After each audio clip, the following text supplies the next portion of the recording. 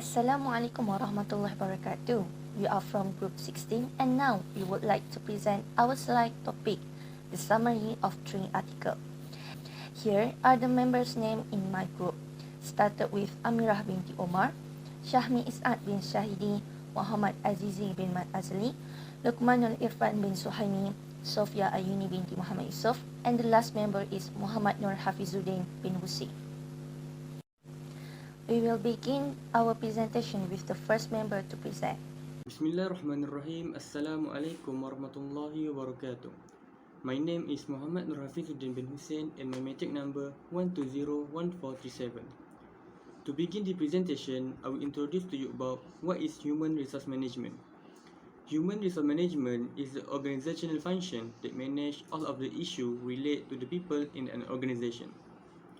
A strategic and comprehensive approach to managing people and the workplace culture and environment.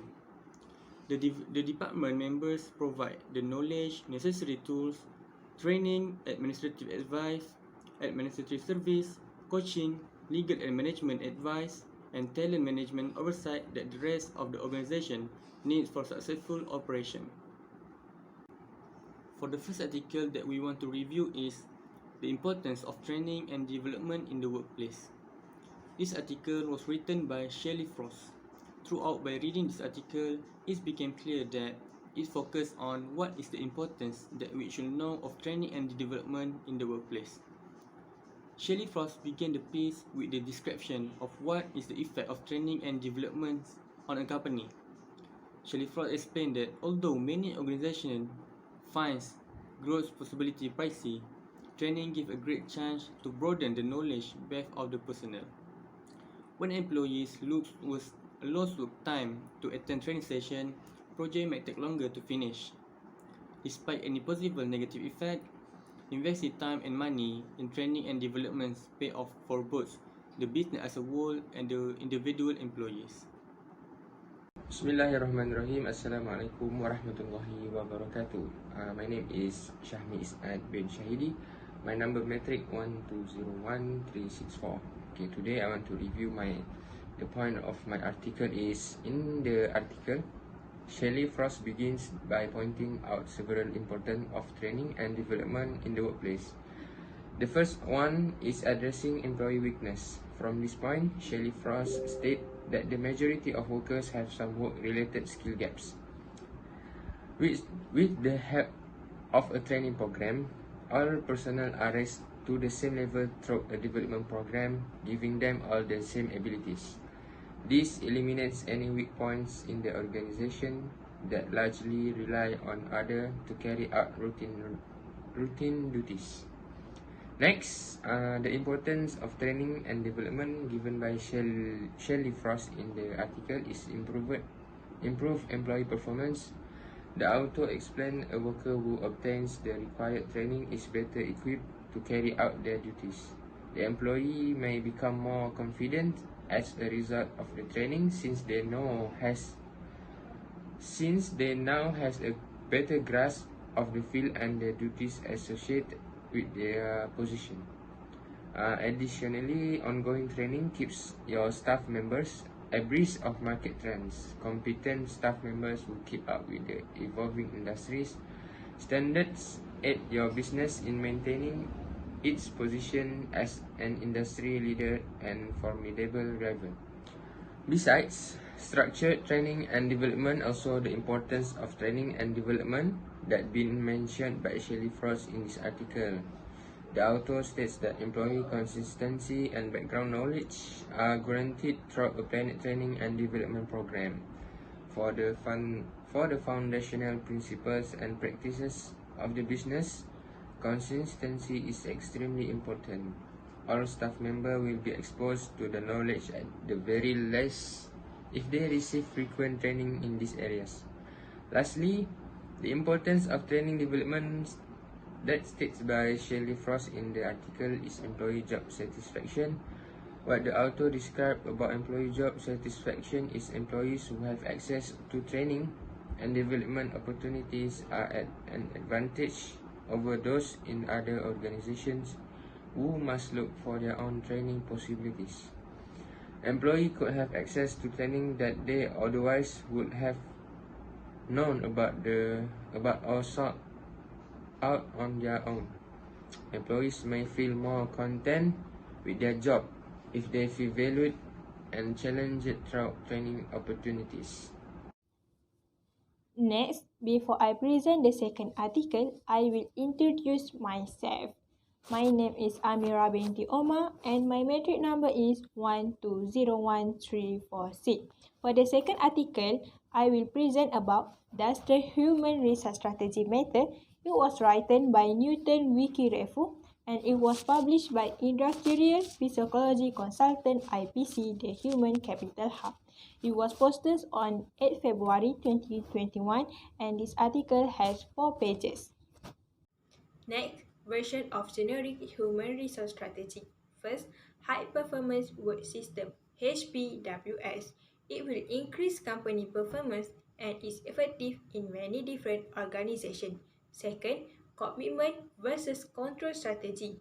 According to Arthur 100 1992, there are two distinct general human resource methods called commitment and control, which are both very different.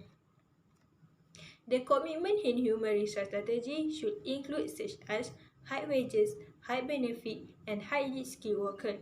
Meanwhile, the control human resource strategy will represent the opposite, such as low wages, low benefit, and low skill requirement. Third, the value metric approach. According to the Lepa and Snell 100 1999 assert that a business can implement 4 potential human resource strategy, which is commitment, performance, compliance, and partnership. Connect to 4 different job groups which represent various worker kinds such as strategy, core, support, or collaborative. Next, before I start the presentation, I would like to introduce myself. My name is Sofia Yuni binti Muhammad Issof and my number metric is 1201407. The topic I will discuss is the impact of human resource strategy. The first point is the impact toward employees. If the organization practicing human resource strategy toward employees, the employee satisfaction will be increased and have shown positive effect on how they feel and the work get done is very excellent. This is what we call as employee engagement. Besides, the second point is the impact on finance. Any organization's profitability directly depends on a well-designed human resource strategy. There is a proof that various financial outcomes and human resource strategy are related.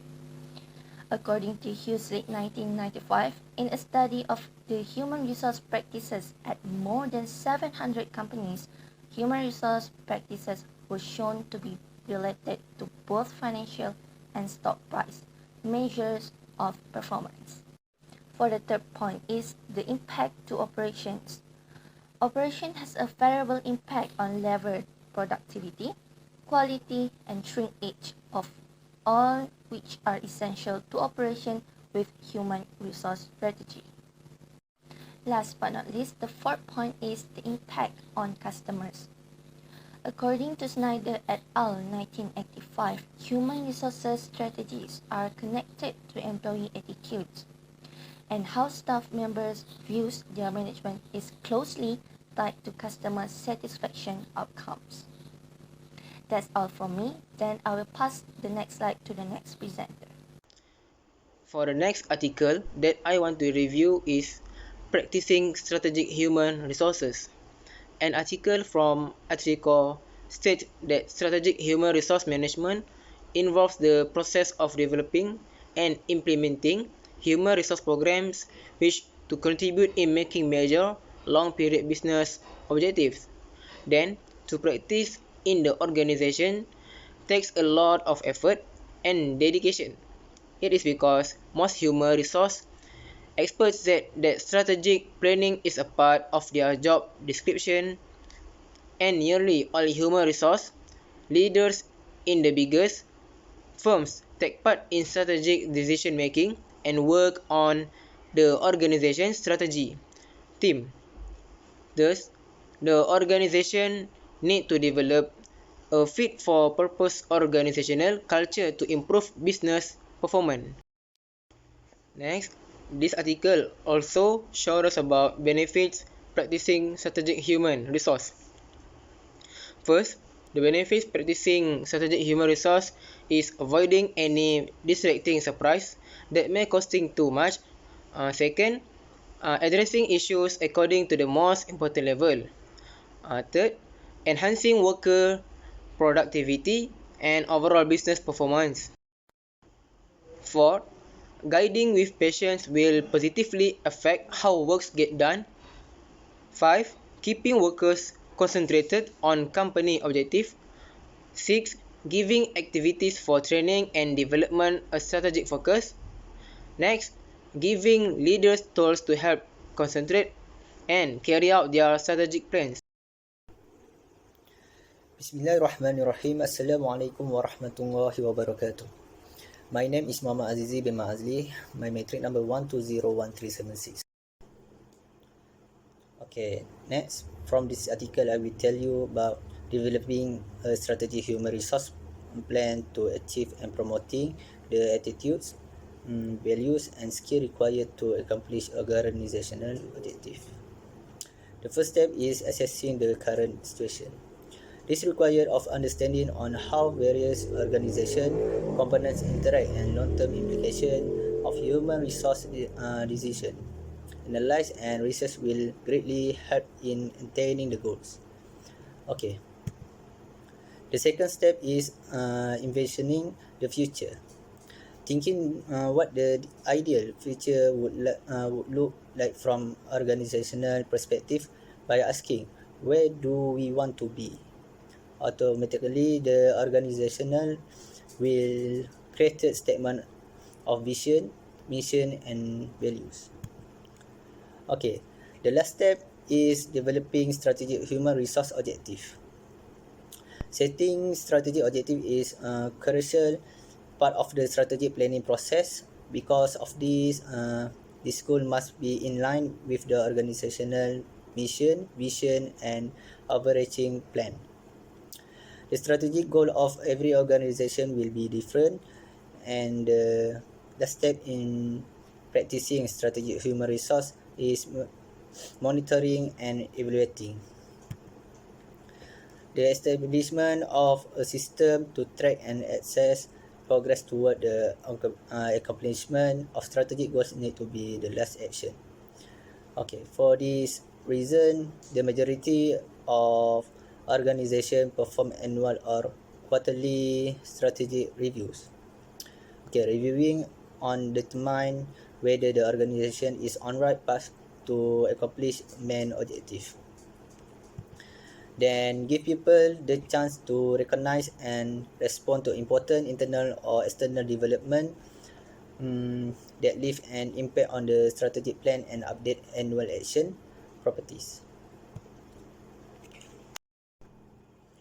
Okay, for the last part from this third article, there are examples some of the organization that practicing strategic human resource. The first company is CISCO or Cisco. In order to direct strategy and better meet the demands of the business, Cisco created their own HRM technology. Okay, the Cisco Talent Cloud, which gives manager visibility into the abilities and experience of the company's more than 70,000 employees, is essentially an internal CRM.